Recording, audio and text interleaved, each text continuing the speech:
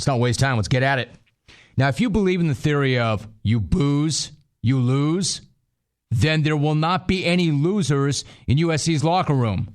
Because in the wake of Steve Sarkisian's actions over the past weekend, according to the LA Daily News, alcohol has been banned in the SC locker room for games this season. So, a ban in the locker room for games. Wait, what?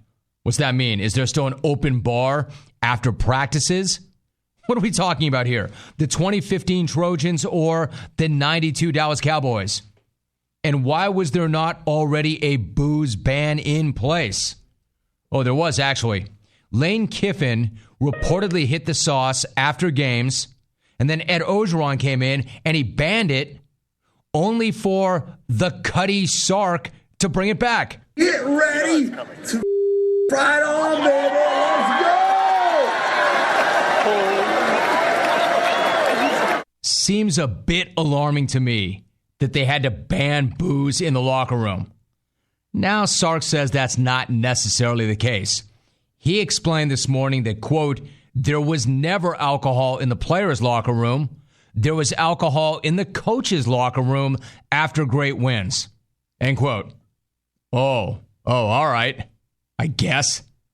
Still not sure that's a great idea. Well, you can't wait to get off the property to go and have an after big win drink. You got to get started right there. Not a great look. You know, it's like every coach comes in, wants to put his stamp on the program and make changes. Every coach who gets a new job says pretty much the same thing. They want to create a culture. They want to instill a new work ethic in the players. I've never heard one coach say, though, the first thing we're going to do around here is drop a wet bar into the coach's locker room.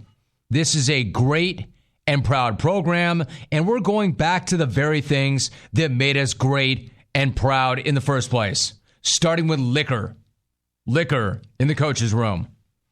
We're going to bring Trojan football back, but not before we bring back Miller Genuine Draft. Get ready to ride on, baby. Let's go. I don't know. You hear about post-game boozing. You see the video of him F-bombing. And you hear that the school may have already had some concerns about him off the field, and you can't help but think that maybe Sark didn't just have one bad night. Maybe he's got some demons. And while the new policy is definitely a good thing, the fact that it's out there now isn't. It only raises more questions than it answers. In the meantime, he did attempt to explain himself this morning. First thing he went with was the tried and true explanation that booze and drugs do not mix. Sark said, quote, the moral of the story is this. When you mix meds with alcohol, sometimes you say things or you do things you regret. End quote. The moral of the story is right. This. Safe to assume that. By the way, what drugs are you talking about? He wouldn't get into that. He would not say what the drugs were. And to me, it's not even about that. This is not about mixing booze and drugs. This is about mixing booze and pep rallies. This is about mixing booze with work. Drugs are not the reason you're in this position. Liquor is. Don't drink it in that setting and you'll probably be fine. He was also asked if he has a drinking problem. Quote, I don't believe so, but I'm going to find that out. I'm going to treatment. End quote. It's safe to assume that if the answer is anything other than no, you've got one. And even in your case, if the answer is no, you probably have one anyway. If you get plastered at an event like that in front of your boss and your players and Fat Cat donors, safe to assume you have a drinking problem, so getting help for it is an excellent idea. So he met with the press, and that's what he had to say this morning. 1-800-636-8686. In terms of whether he was sorry he did it or sorry he's in this position, you decide for yourself. First and foremost, I'd like to apologize for my behavior Saturday night. It was inappropriate. Or don't. I feel bad for the University of South. I want to talk about Sark. 1-800-636-8686. Dear Rome, this is terrible news. No booze in the locker room? Way to go, Trojans. I'm sure this will now trickle down, and soon enough, marijuana will not be allowed in the trainer's room. Pre-game lap dances are going to be gone. And I'm sure now players all over the country will have to check their guns at the door when they enter the facility. Thanks a lot, fools. Shane and SLO. It's not all that bad. About that, though, I just wonder about coaches. I'm sure everybody wants to have a beer or two after a big win. But you can't wait to get off campus to do that? You can't wait to get off campus to do that. Is that not like you being at work on a Friday afternoon? Like, all right, we made it. It's Friday. It's the weekend. I think I'm going to crack a few beers right now in my office. You can't wait to get home? You can't wait to maybe stop by a bar on the way home? You can't wait to meet some friends for happy hour? Nope. We're doing it right here in the office. Believe me when I tell you, we have never ended this show on a Friday, and I've never had the XR4TI come into the studio and say, fellas, let's do it. Shots. Happy hour. It's 5 o'clock somewhere, and we're done with our work week. Let's do this. Lyle, have we ever done that once? Yeah, I'm waiting. You're going to be waiting a long time, Lyle. Go take that up with Sark. Hey, Rome. Sark is an idiot. For real. He didn't have those drinks. He didn't pop pills. He didn't yell F-bombs. That was just one of his idiot friends. Mix in a Fall Guy, Sark. Duh. Signed CC. You knew that Chris Carter story would jump today. Hey, Rome. Booze in the locker room. Aren't 3/4 of the Trojan lineup underage for drinking chlorophyll? What example is that setting? You can't even get a freaking pop at the stadium watching NCAA games. But the highly paid coaches need to crack beers right after the game? Oh, okay. Mike R. in Toronto. Once again, that new policy is going to pose more questions than it answers. And one more email before I go to some of the sound from today's recap of the media. Hey, Rome, if you had told me Ed Orgeron, a coach with very limited head coaching experience, would be the one to provide USC, one of the most historic college football programs of all time, with a brief moment of stability, I would have called you a liar and then laughed in your face. War Lane Kiffin, Ted in Manhattan. Yeah, I'm sure a lot of USC fans right now are asking themselves and Pat Hayden why Ed didn't get that job. One of the first things he did was ban the booze from the coach's room. And one of the first things, quote, Cuddy Sark did was bring it back. Nah. That's not going to work. That's not going to work. Let me tell you something. If and when we ever beat Oregon, there better be a cocktail there waiting for me. If and when we ever beat Arizona State, there better be a cocktail waiting for me. All right, so once again, I asked the question, do you think that he's sorry that he did it, or do you think that he's sorry that he's in this position? You tell me how it sounds. First and foremost, I'd like to apologize for my behavior Saturday night. It was inappropriate. I feel bad for the University of Southern California. I feel bad for Max Lakias, Pat Hayden. I feel bad for our players. And I feel bad for my own kids that the way I acted was irresponsible and something that I obviously don't condone. I mean, again, that's the head coach, right? The guy leading from the front. He did something that, that's something you'd expect from one of his players. Yet he did it himself. So where does that leave him? Where does that leave Sark? Seems to me this guy's going to now operate with a one strike and you're out policy. Anything like this, anything remotely close to this happens again, this guy's out. He's out.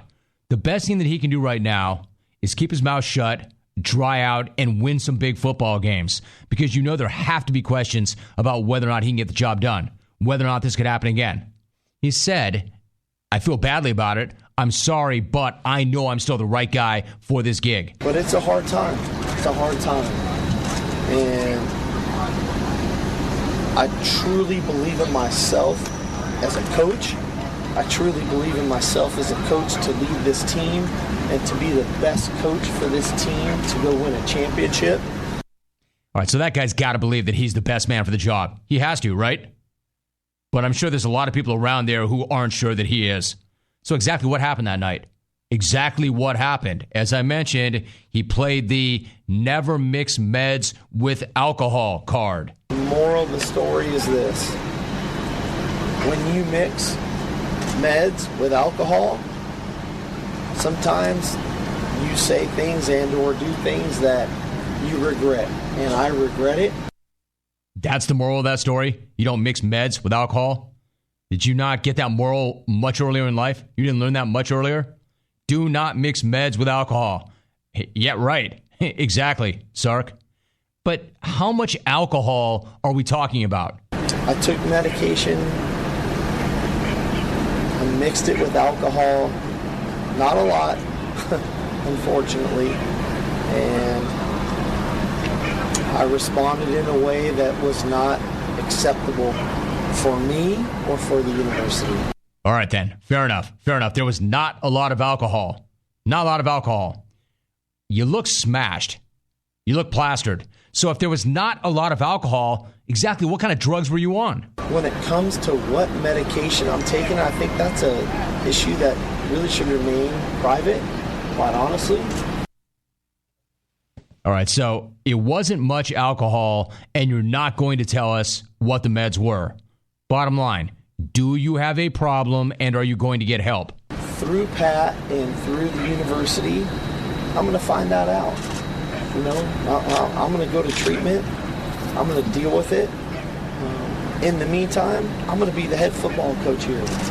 And I believe I can be. All right, so not very convincing, right? This guy's not exactly coming off as strong, with conviction, and convincing, like I got this. Not a strong, you know what, I had a really bad night. We all have bad nights, and I picked a terrible time to have my bad night. That's not who I am. That will never happen again. He just is not that convincing to me. In the meantime, Fox Sports' Stuart Mandel tweets that Cody Kessler says Sark asked the team to give him punishment like he would them, which was up-downs. Quote, he came back drenched in sweat. That's how you're going to handle that. That's how you're going to regain the respect of your team. Because you know you lost a hell of a lot of respect from your team.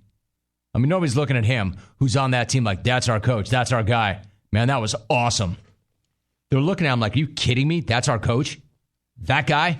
Let that get away from him? And then he went to them, and that's how he addressed them. Fellas, I'm sorry. Tell you what I'm going to do. If you guys make a mistake, I check you hard. I made a mistake, so now you get to check me. What is my punishment?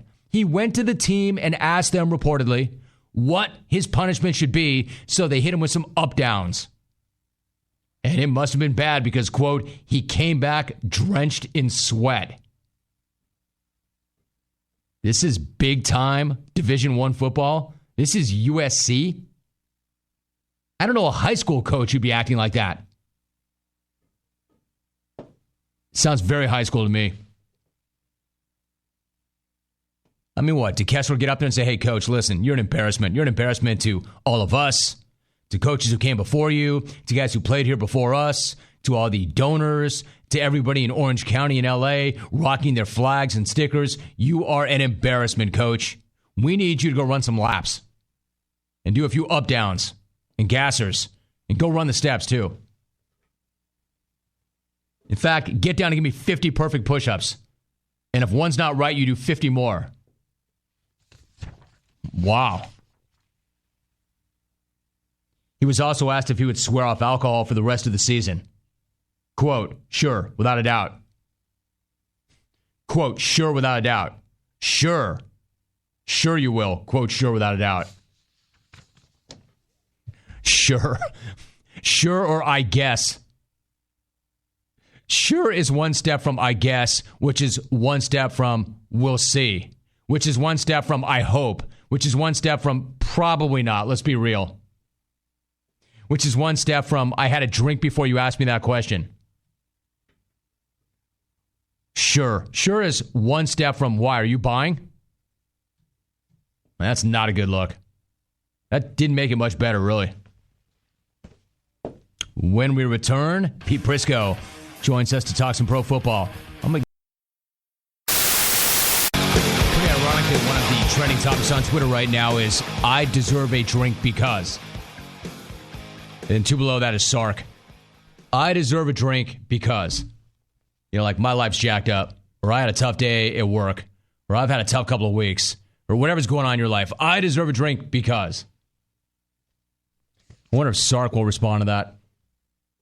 I deserve a drink because today I had to say that I won't drink again the rest of the year. That was not cool, so I deserve a drink for that. I deserve a drink because Arkansas State is just 2 weeks off.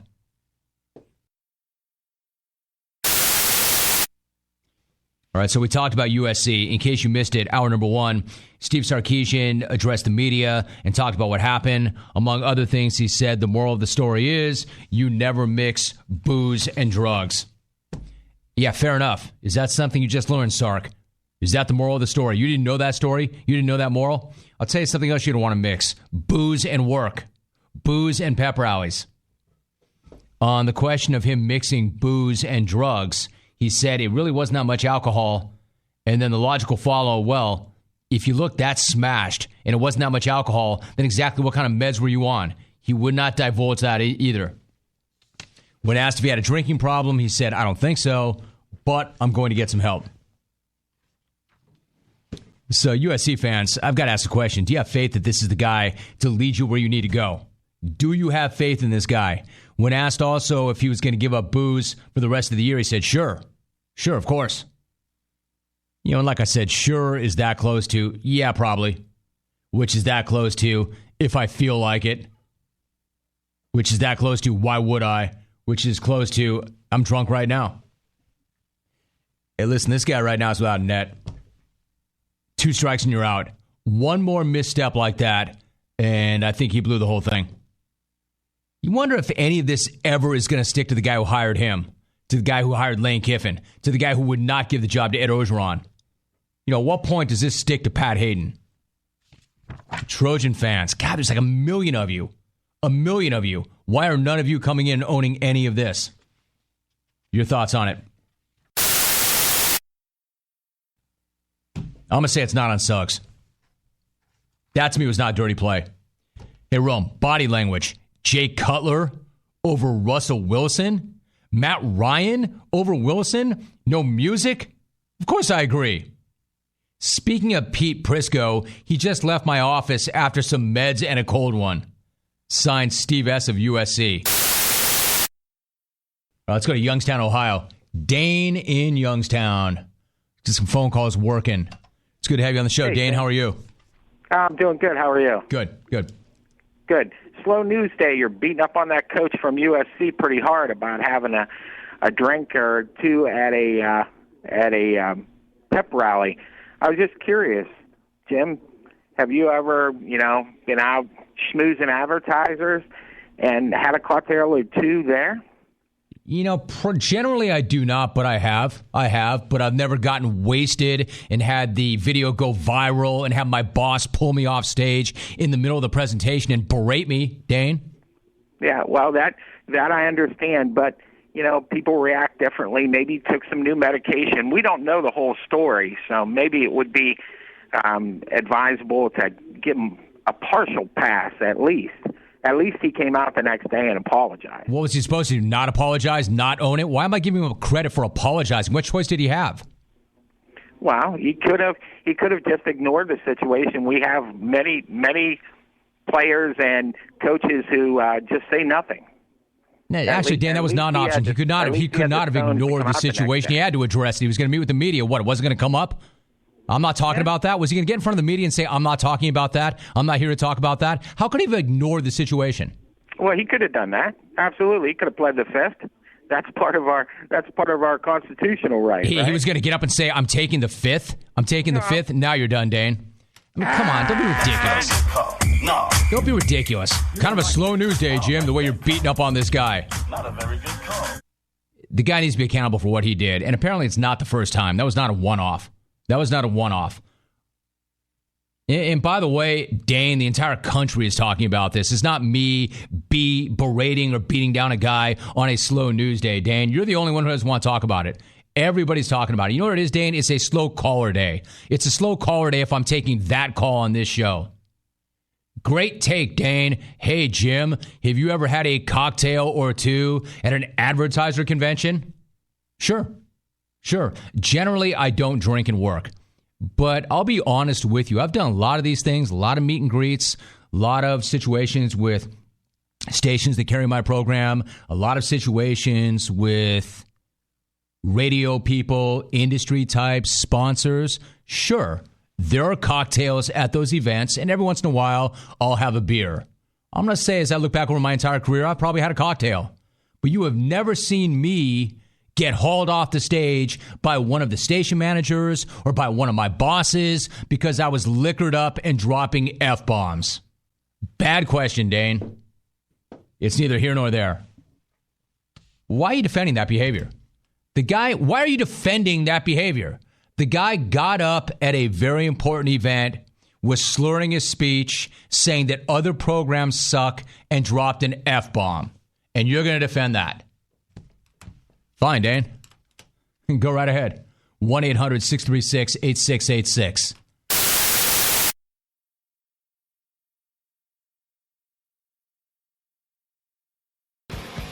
Dane in Youngstown is still taking a pounding online for the call that he made earlier today, which I will reset later on. But more important things, I'm joined.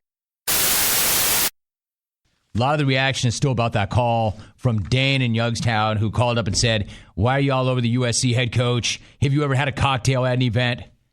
You know, the answer to that is very, very, very rarely have I ever had a cocktail at a sanctioned event, an advertiser event, a station event. Very, very rarely. I'm not going to say never over the past 20 plus years, but very rarely. An occasional beer and maybe a cocktail or two over the years.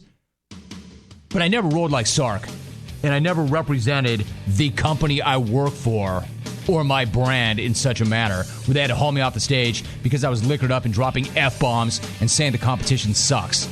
Certainly that has never happened, to answer your question. Third hour's coming up. You're in the jungle. I'm Jim Rome. And this broadcasting from the O'Reilly Auto Parts studio. Welcome back. I'm Jim Rome. O'Reilly Auto Parts, better prices every day. All right, starting off hour number 3, big topic once again has been USC and Steve Sarkisian. We know what happened over the weekend. He met with the media earlier today, and he apologized for what he did. He attempted to explain himself this morning. First thing he went with was that tried and true explanation that booze and drugs do not mix. He said, quote, the moral of the story is when you mix meds with alcohol, sometimes you say things or you do things that you regret. End quote. Right. Is that something he's just now figuring it out? All right. So what about that? How much booze and how much alcohol? He said not that much alcohol. All right. He looked pretty smashed. Not that much alcohol. What drugs then? He said, I really don't want to get into what drugs. So to me, it's not about mixing booze and drugs. Never a good idea. And I'm sure it might even lead to a reaction like he had. But to me, it's more about mixing booze with pep rallies, mixing booze with work. Drugs are not the reason he's in that position. Liquor is. Don't drink it in that setting, and you should be fine. When asked if he had a drinking problem, he said, quote, I don't believe so, but I'm going to find that out. I'm going to treatment. Well, if the answer is anything other than an emphatic no, then you probably have one. And even in your case, if the answer is an emphatic no, you probably have one. If you show up at an event like that and you front for a university, your athletic program, in front of your boss and your players and big donors, and you front like that, pretty safe to assume you've got some serious issues. Drinking or social or personal or all of the above. But again, mixing booze with work is going to lead to something like that, which led to a call. In part, you probably heard this. This guy, Dane from Youngstown, hit me up with, hey, must be a slow news day with you going on and on about this guy. Haven't you ever had a drink or two at an event? Slow news day. You're beating up on that coach from USC pretty hard about having a drink or two at a pep rally. I was just curious, Jim, have you ever, been out schmoozing advertisers and had a cocktail or two there? So that's how that thing went. That did not go well for him. And again, I'll answer that question. Have I ever had a cocktail or two while schmoozing advertisers? Probably a beer, and maybe over a 25-year period, maybe a cocktail. But I have never had to have my boss pull me off a stage, pull me out of a sales meeting, pull me out of a presentation, and berate me backstage because I was wasted and dropping F-bombs and killing the competition. So no, that's never happened to me, Dane. That's not normal. All right, so the guy owned it, and he apologized for it. Great. He had to. That's the other thing. He goes, at least he apologized. Why don't you give him credit for that? I said, what choice did the guy have? Of course he apologized. And he said, no, he didn't. He could have taken the fifth. To which many of you responded by saying, oh, he took the fifth, all right. He crushed a fifth. Hey-oh!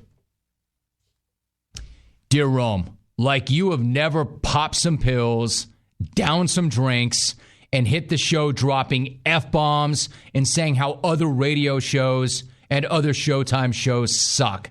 Shane in SLO. Essentially, that's the equivalent, right? I mean, you might argue that that was a private event and my radio show is a public broadcast, but that's almost the equivalent. That'd be like me showing up here, liquored and pilled up, and dropping F-bombs and killing the competition, only to have one of my bosses rip me off the air mid-sentence. No, that's never happened to me. And I'll tell you something else, it never will. This email reads, Dear Dane, thank you. Regards, Sarky. Randall, WFI in the OC. Hey, Rome, Dane is a classic SC honk. Just because you do your job laid out on Xanax and vodka does not make it, quote, normal, Dane. Son, Matt in Vancouver. War substance abuse being the perennial number one contender to sex for the heavyweight championship. Yeah, it's pretty much undefeated. In addition to that, Day Tripper 20 tweets at Jim Rome. I'd take Dane over Mike in Indy. Signed, Prisco.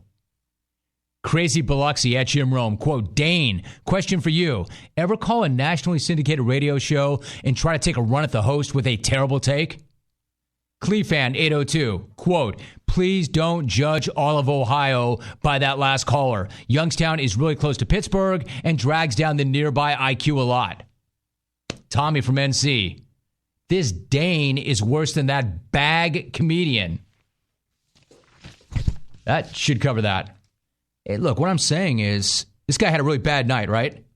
But apparently it's not the only bad night he's had, because the speculation is those at USC were concerned previously about his behavior. So it doesn't seem like it's a one-off. It doesn't seem like it's just one bad night.